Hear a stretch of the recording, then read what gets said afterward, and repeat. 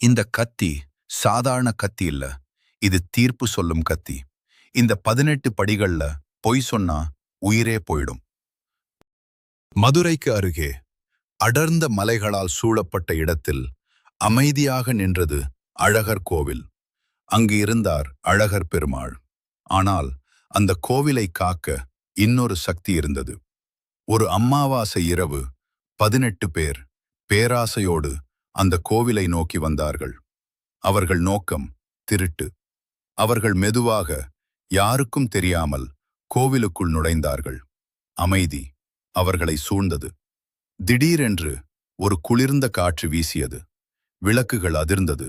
ஏதோ தவறாக நடக்கிறது. அந்த இருளில் இருந்து ஒரு உருவம் மெதுவாக வெளிவந்தது. முதலில் அதன் கண்கள் மட்டும் தெரிந்தது. அவர் கருப்பசாமி, கோவிலின் காவலன், நீதியின் உருவம். அவரை பார்த்ததும் திருடர்கள் நடுங்கினர். அவர்களின் கைகள் நடுங்கியது.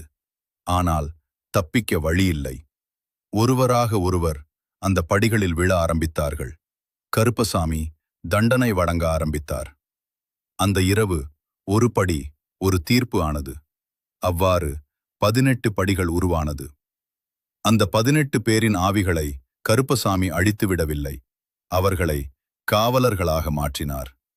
இன்றும் அந்த இடத்தில் மக்கள் வந்து சத்தியம் செய்கிறார்கள். அங்கு பொய் சொல்ல முடியாது என்று நம்புகிறார்கள். இருளில் தோன்றியவர், நீதிக்காக வாழ்ந்தவர், தீமையை தண்டித்து காவலனாக நின்றவர். அவர்தான் கருப்பசாமி.